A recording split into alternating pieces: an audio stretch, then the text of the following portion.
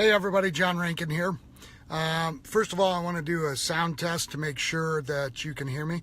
I'm on a different headset today. We're going to be talking about how to save thousands by traveling at the right time.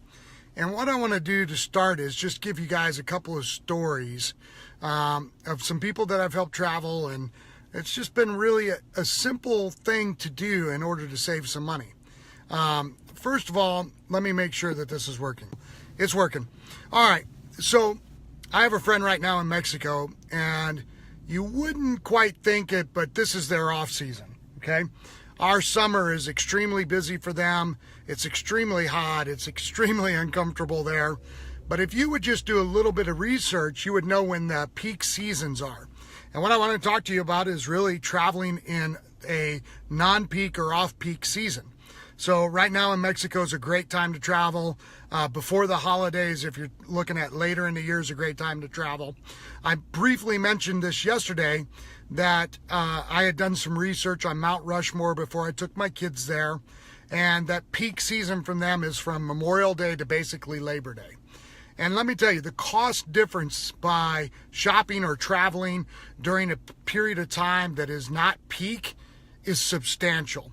I cannot tell you how much money I saved, not just in my travel expenses, but the time that I saved because there wasn't as many people there. In America, our vacation season or our holiday season really revolves around the summer, Christmas, Thanksgiving, those kind of events. And if you would just do a little bit of searching on the web, you can find out what the peak season for each individual location is. So in airfare alone, you're looking at hundreds of dollars. So as an example, if you go online right now and you look at Iceland and you're going to go during the summer, which is more of their peak season, and by summer I mean around the May time frame for them, you're looking at the ticket prices are going to be around $800. I went during a non-peak season. Good morning, Jackie. How are you? Can you hear me good? I just want to make sure. So I went during a non-peak season, and my tickets were only $400. So on the airfare alone, you're going to save a ton of money. But then you're going to save money in the time factor. So there's not going to be as many people doing the things that you want to do. And if you've ever done this locally, just as a trial, go look at hotels, go look at events, go look at anything. And if those things are during a peak season or when there's major things going on in that city, you'll notice that the price of a hotel there is more expensive than it is at any other time of the year. So imagine, let's go back to my buddy who's in Mexico right now. When you look at Mexico and the cost of airfare to Mexico during the summer versus the cost of airfare right now. Number one, is going to be less expensive right now. Number two, when you get to Mexico right now, because this is not considered a travel season for most Americans, there's going to be far less people there.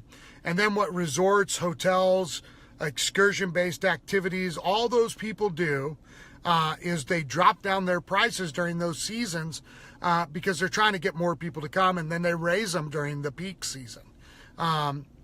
Just as an example, so I got a week and a half hotel and when we went to Mount Rushmore, and the price difference was almost $50 a night from where it's at right now.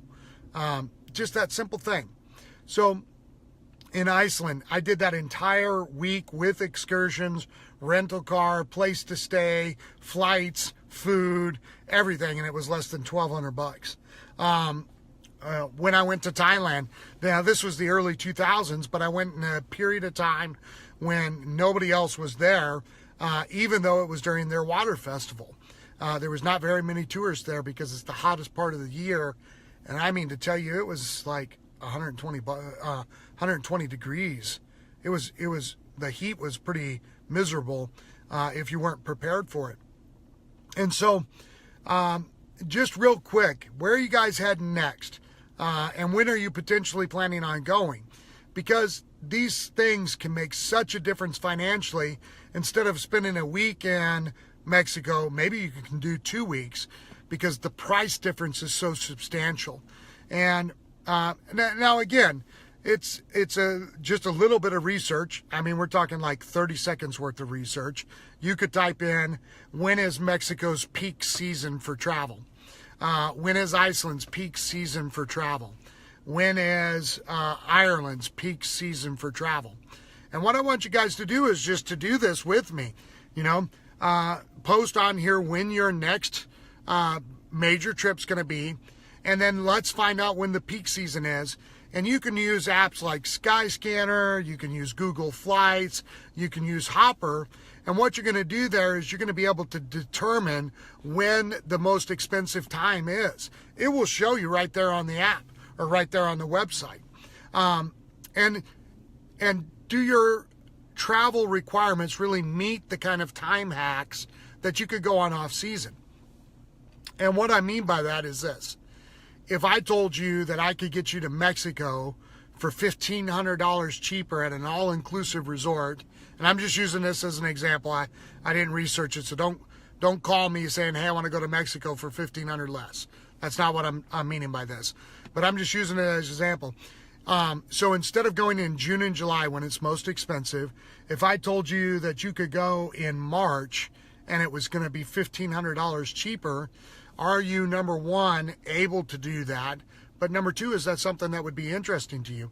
I try to make most of my trips in off-peak time frames so that I can really capitalize on the discounts that I'm going to get, that I can capitalize on the free. I'm telling you, this is almost worth more than the money. The freedom of being able to go where I want to go and not have to wait in like a 2-hour line to go see whatever attraction it is. So as an example, when I was in Cancun, I got to go swim with the whale sharks. There was 5 people on the boat with me. It was amazing. There were hundreds and hundreds of whale sharks in the ocean, and there was 5 people on the boat with me. So I would much rather have that than have to rotate through 30 people. So where are you going next? When is the peak season and the non-peak season for that particular location? Doesn't matter where it is. I'll help you. Again, I'm just here to help you guys travel and to travel at more affordable rates and to be able to travel more often. This peak season has helped so many people. This peak season hack helps so many people travel for so much less that it's worth just the couple of minutes it's going to take you on the internet. Really, seriously. Okay, so listen, here's the call to action. Here's what I want you guys to do. Tell me where your next trip is, and I want you to tell me when the peak season and the non-peak season is. And then I'm going to show you the difference in cost on there. I'm going to go on, I'm going to just do a couple of quick things and show you what the cost of a hotel, what an airplane ticket would be versus peak and non-peak times. All right? We'll talk to you guys soon. Thanks a lot. See you tomorrow at 5 p.m.